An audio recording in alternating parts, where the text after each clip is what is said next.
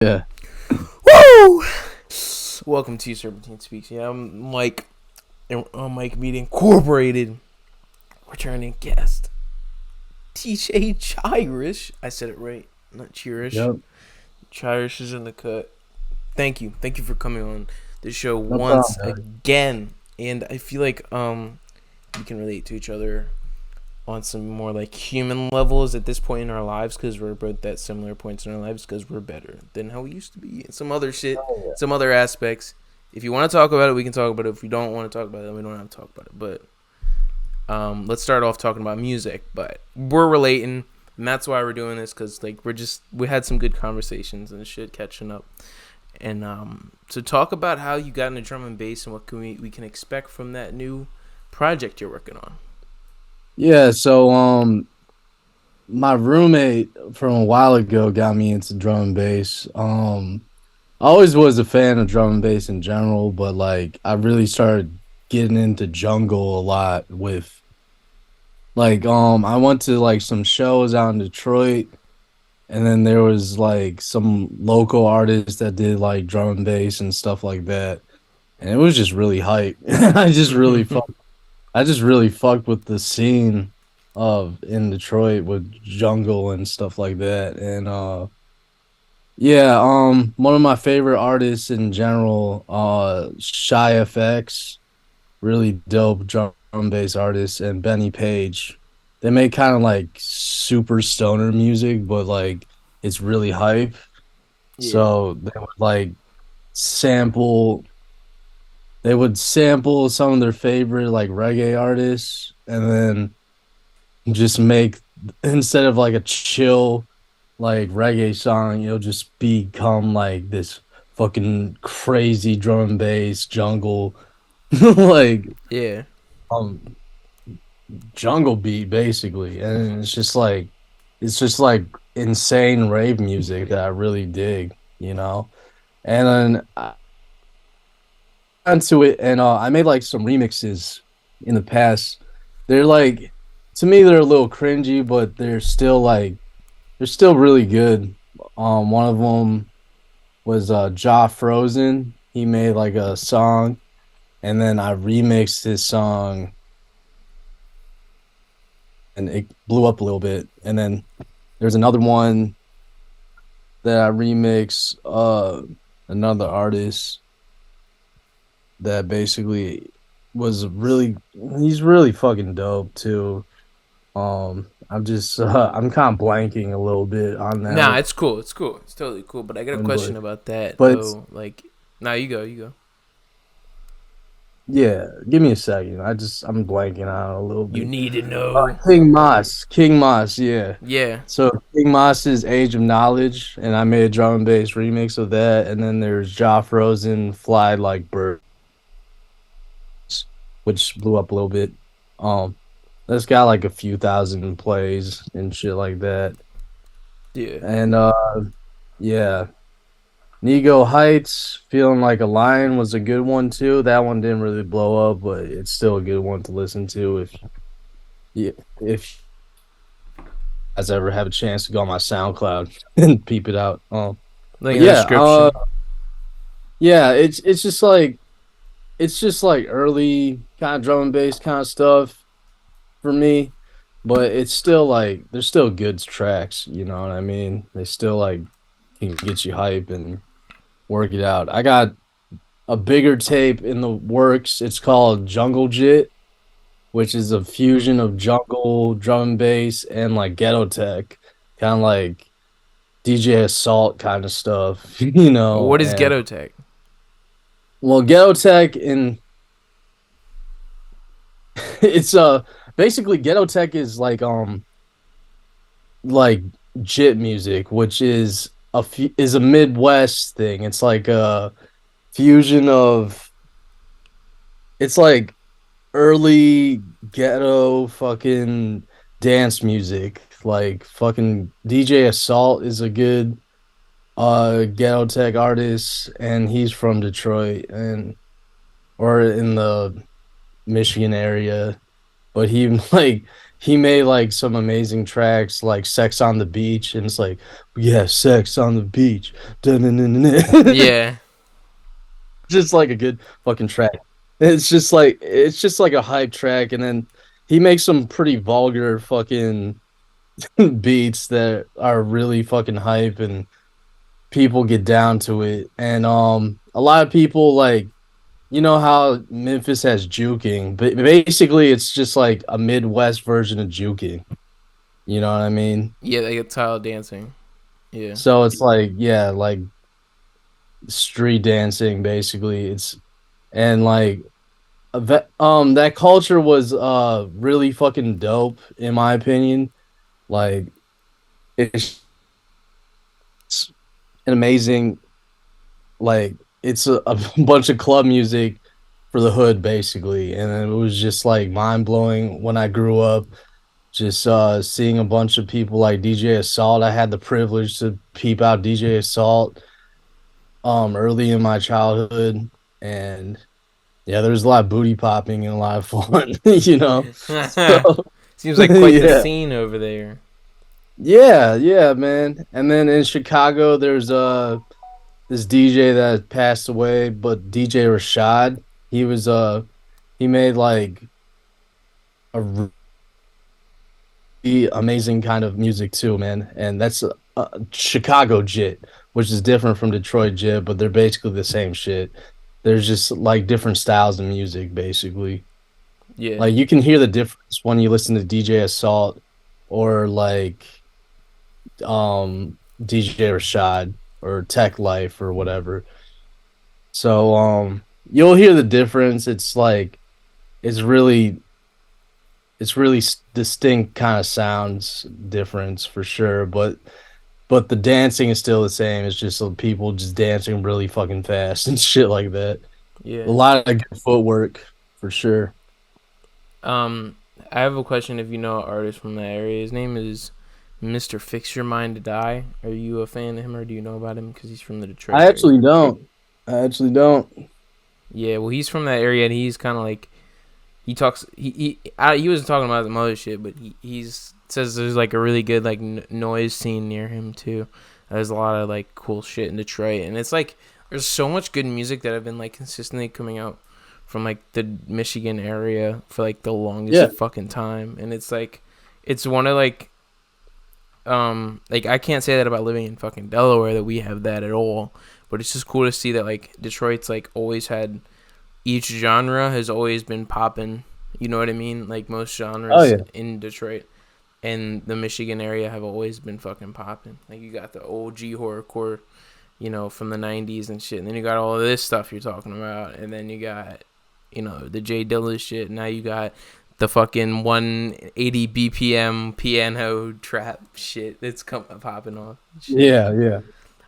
But Yeah, I'm personally not like a huge fan of the new 180 BPM kind of motherfuckers, man, because it's just my personal opinion. It's overplayed in my area. Like it's definitely like I'm not about like promoting like serious drug use anymore. And unfortunately like a lot of the rappers out there are promoting like just drug dealing, and then it's like getting hella trash and it's like it's really gonna get cringe. played out.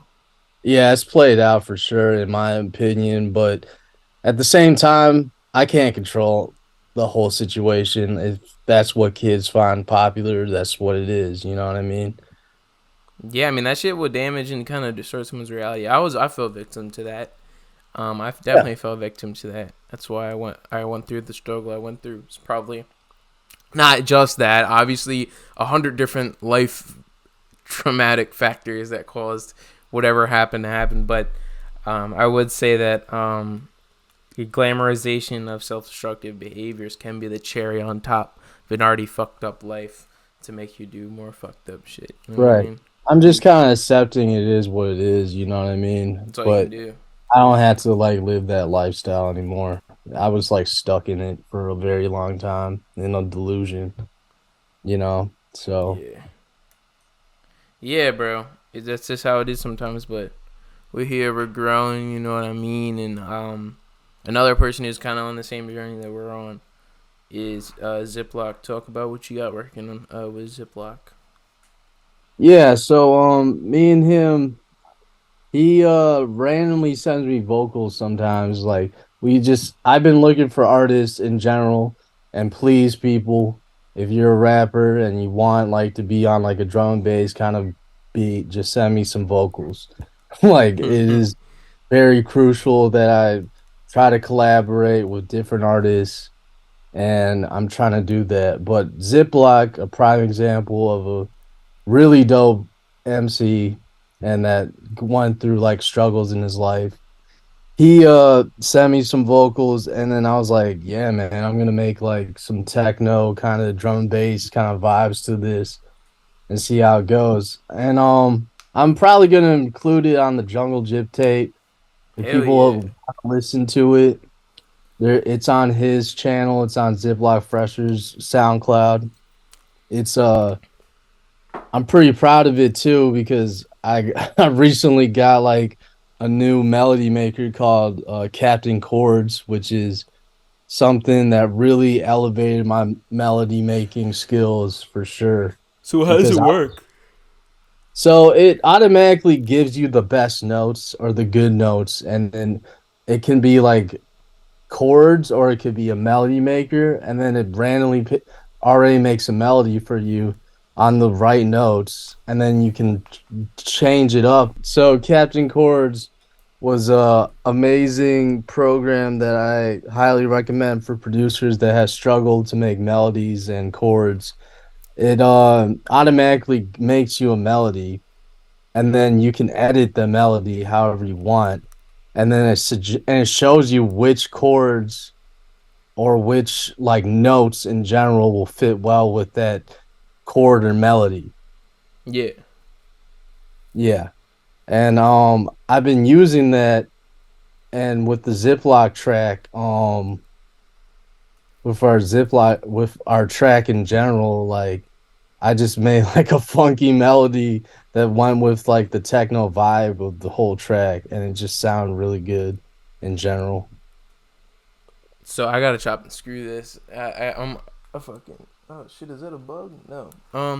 But yeah, I'm gonna try and chop. I'm gonna chop and screw some more Ziploc songs. So I'm gonna try and see what's up with that, and Yeah. we'll do that. Or slowed and throwed, or Yeah. chop not slopped, or whatever. Yeah, whatever you want to call it Or nowadays. go slowed. Or that's a person. Yeah, Freddie Dredd did some like he got OG Ron C to do it. Yeah, I was like, I dude, listened to that like, shit. That was really good. yeah, he did a lot of good stuff, and people have been doing the DJ Slim K. I think he's one of my favorite chopped and screwed artists now. And actually, someone put me on to this shit. Might have been not. I think it was Cold Blooded. I forget who, but somebody told me that fuck, what's his name? Curb Lagoop has an alternate thing where he does chopped and screwed versions of shit. Oh, I didn't know that, And dude. it was like, I forget what it was called, but like I still didn't check it out after like whoever mentioned it told me, but it's like, nah, I gotta mention that. But yeah, who's your favorite artist that like chop and screw stuff or slows and throws stuff besides DJ Screw, because he's the best. There's no debating Yeah, that. of course he's the best. But I mean, Slim K is really dope. OG Ron C is really dope too. Um, DJ Crystal Clear is really dope too. He hustles so hard on Audio Mac. That man is like the hustle god on Audio Mac, Yeah, dog. For sure. Like he DJ Crystal Clear like remixed like a bunch of old school uh tapes in general. And I don't see anyone hustling harder than DJ Crystal Clear in my opinion. Really underrated dude. Really he tries really hard and he got plays and it shows that it works for him, man. And that's probably my favorite like slowed and throw DJ in or chopped and screwed or chop not slop DJ and Audio Mac for sure. yeah. I feel like people gotta show some more love to that shit, and I think that there will always be a sweet spot in the underground for that type of style. You know what I mean? Because it's just Yeah, definitely, man. that's just not going away. You know what I mean? I think what's sad though is the I'm a DJ, I'm gonna host your tape thing has gone away in some aspects. Somewhere it is, but somewhere it's not. But there's not, it's kind of sad to see that go away. But I think what kind of replaced that though is just the producer album collab thing. Like Metro Boomin would be a good example of that. I think that like it's so amazing to see just a producer get that amount of hype off of a fucking like album and shit. Oh But yeah, for sure. but yeah, like I wish I was around during like the days that like you could get like a CD and shit of like a DJ like a drama CD and shit. Like I was like just getting into rap when that shit phased out and the Rico shit happened or whatever it was. Yeah, that was those were really tough times, and also rest in peace, Dad Piff. You Oh know, yeah, they're gonna motherfuck. Yeah, I heard about that. yeah, Dad Piff was probably the best way I could like get underground tapes for free, basically. Like fucking. That's how I kind of got into Drop 3, the Drop 4, old anything from Meek Lil Mill Wayne shit. back then. Like I was really hyped. Like my neighbors were my best friends and my neighbors in general. We all listened to like Lil Wayne's mixtapes and like Yeah. there was like who else was on? Oh yeah, Currency's mixtapes, and then when he dropped This Is Not a Mixtape, it was official, dude. Like it was nuts. It was just some wild shit back in the day for sure. Old And Jay then Green yeah, and yeah, old like fucking Slim Gorilla has a couple old tapes on there. And yeah, who for sure. else? Oh, Meek Mill, as I said, Meek Mill definitely. Chief Keef, you know what I'm Yep. saying? Like Back from the Dead, like that shit. Oh, some Yeah. classic shit. I'm kind of talking a little bit way before that though. Hey, hey, I'm 19. Oh, oh. Yeah. Yeah. I was there's also like oh my god, there's times when like Joel Santana and fucking Lil Wayne made like some tapes together. That shit was nuts. That shit was just wild. He would drop a song like every day back then, wouldn't he? Yeah, he was fucking sipping and killing it, dude. I don't know what like just creativity out the max, you know? Yeah, and that's Real real fucking vibes, man. Real fucking hard work right there. yeah. I love that he re-released that one John with the Grove Satan Party on it. Sorry for Yeah. the wait or whatever it was. Yep. Yep. And then he had another song, a newer song on there with Lil Tecca that I thought was cool. Um, I think that Lil Tecca is finally kind of past that fucking ransom shit. I don't think he's like the greatest artist, but it's cool to see him produce for other people. Like, Yeah, for sure. same with Lil Yachty and shit. Lil Yeah. Yachty's finally producing shit, but he on that demonic shit, bro. You gotta chill out. Like I'm seeing shit on Instagram about demonic visuals. It's like, bro, like you're not fucking like Suicide Boys or like Doomshot, bro. Like, stay in your lane. But nah, he can do whatever he wants. But I think if you're gonna do those visuals, do a whole album like that, then do the visuals like that. Roll it Yeah, I don't know. consistently. Like Yachty's just trying to stay relevant, you know. It's like comes to that point where it's like he's like there's a point where Lil Yachty was like making Detroit's type music and shit, and he was like Michigan Boy Yachty or something, and I was just like, what the fuck is going on? But at the same time, more power to him. You know, keep on trucking, Doug. You know. Yeah, bro.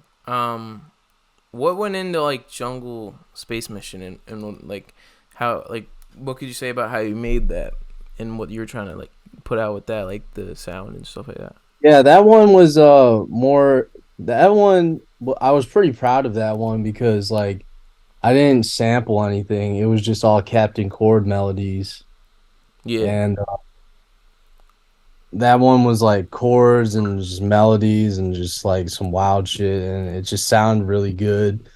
And with the whole new VSTs I use plus Omnisphere, it just worked out pretty well. You know what I mean? And it's just a hype track. Just in general, like I was pretty proud of that when I dropped it. Even though like not a lot of people are listening to it, it's fine, dude. I'm proud of it regardless. You know what I mean? Like it's just a really hype track to me. You know you love music when you've reached that point when you still do this shit and you're not trying to be famous anymore. Yeah, I just like I don't care about being fucking famous anymore. Yeah. I just want to make music and then like also just collaborate with people and make more music because eventually like stuff is gonna roll. I know eventually shit's gonna roll and I'm gonna make like a career out of it. It's just the more I collaborate, the more I make stuff happen and then put it on DistroKid, the more chances people will get to listen to it and I get new fans and stuff like that. So it's just a slow process, man. Like it's I can't rush the process. All I could do is just keep on going. And I enjoy doing what I'm doing, you know. Even though like I work like a 9 to 5 basically and I'm working at the hospital, which is there's nothing wrong with that. Perfectly fine working at the hospital. And it's a humbling experience too. You know, I'm making real cash doing it, but I'm also enjoying what I'm doing, just making music and feeling good feelings and making music with friends. You know what I mean? It's just like a good fucking experience every time. And I feel accomplished every time I make something, which is amazing feeling. Yeah. Like That's what's really I'd rather be at that point than just trying to chase clout, dude. yeah, Like fuck that. I just like I know so many people right now that are trying to chase clout and having a miserable life and just it's not a good feeling for your mental health.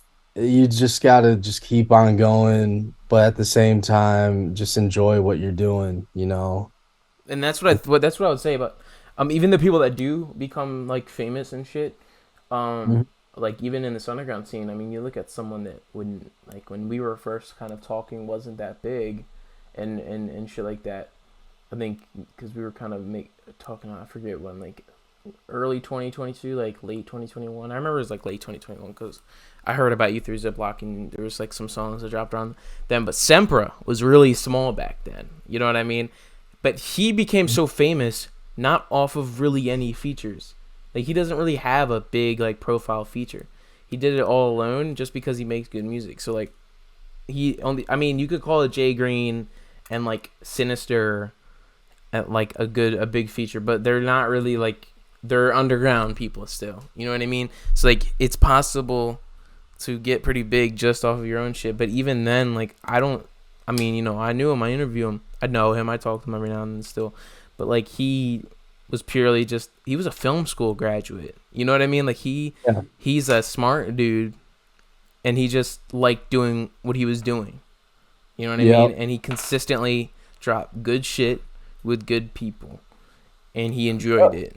Like that's all you really need. And even if he wasn't as big, even if he wasn't on Universal Music Group and touring in fucking Europe like he is now, he would still be putting out songs that would get, like he would still be doing it.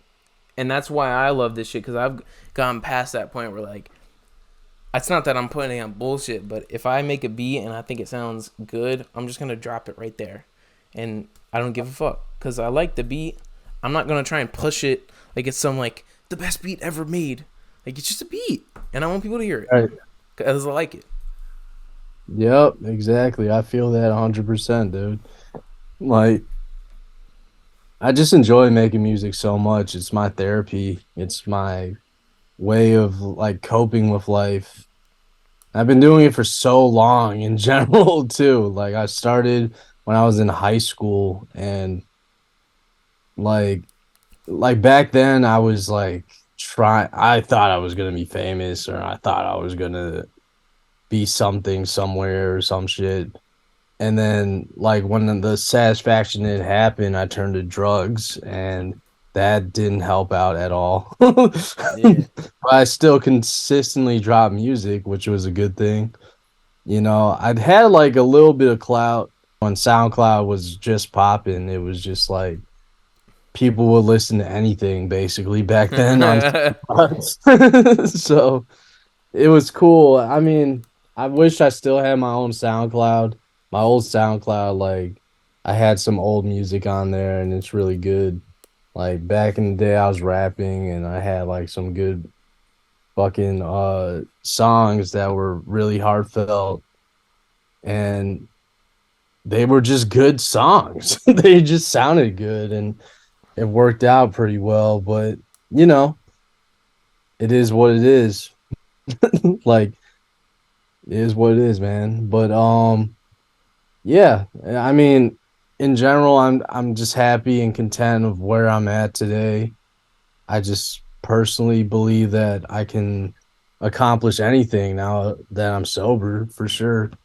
And I know things will just take time. It's not going to be like overnight.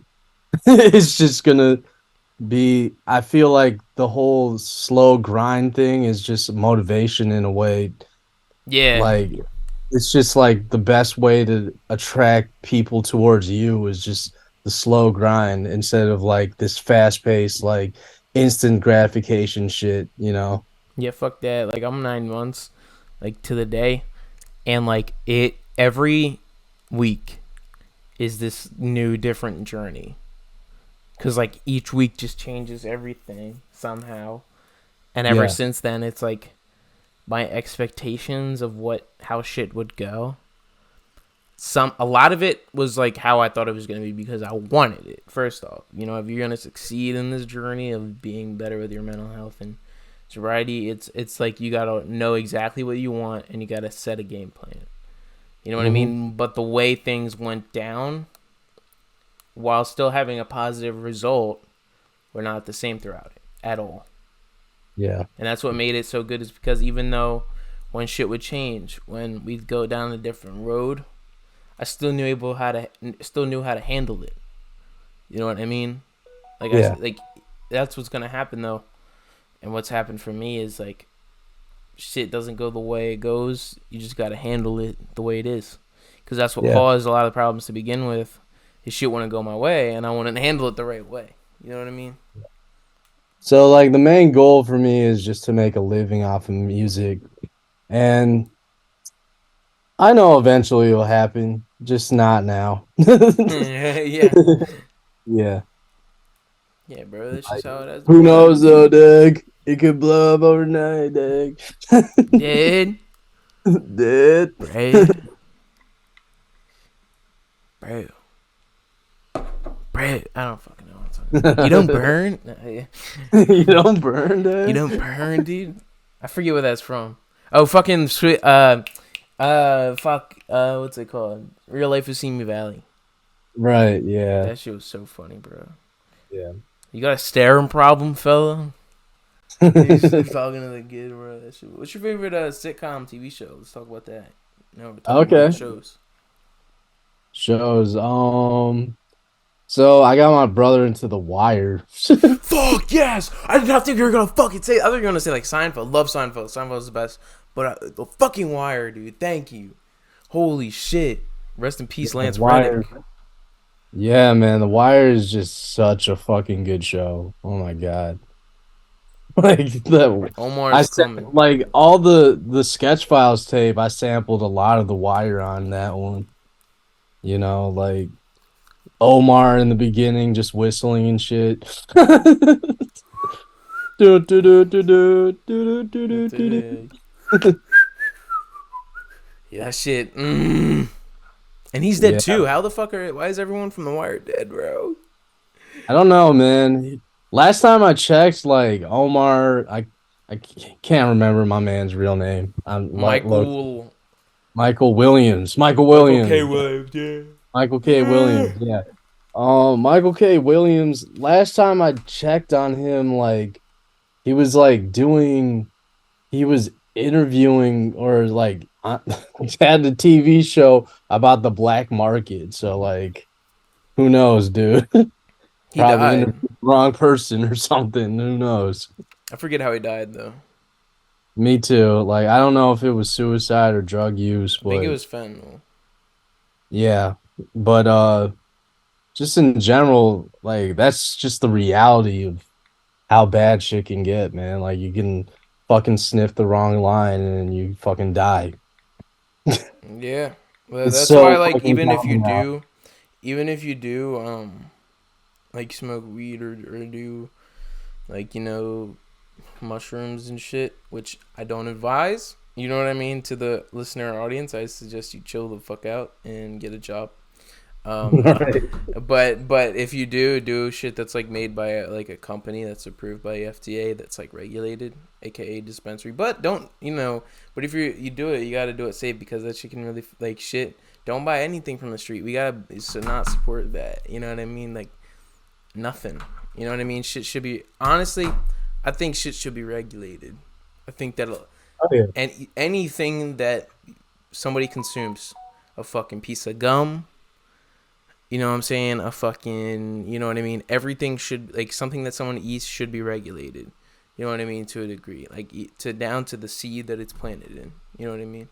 Shit, my first ounce of weed I bought back in like 2006 or 2007. Like that shit was laced with coke. Like that shit was not good. Fuck. Yeah. And then I That's got pretty fucked. heavy into that high of the coke high after that. It was bad. Yeah, bro, but you're putting in a lot of work. Shouts out. Marijuana Anonymous. Yup. Shouts And, out. Even though we can't really promote that shit, yeah. still attraction rather than promotion. You feel me? Yeah. But there's a lot of good resources for people struggling. I just want everyone listening to know that. And treatment saved my life at the end of the day, and it's there's good ways to save yourself and shit. Is there any announcements about anything that you want to say before you wrap this up? Yeah, in general, the Jungle Jit tape is dropping soon, but I still drop like I call it like little bangers. I just That drop boom like bap little, shit. yeah, just some little bangers here and there on my Spotify and just all platforms in general. And yeah, I was supposed to have a tape with APOC Crisis and also a tape with DJ Killer C. And I'm also supposed to drop something with Lil Jeff Gordon, but none of those dudes have been hitting me back up, Yeah, unfortunately.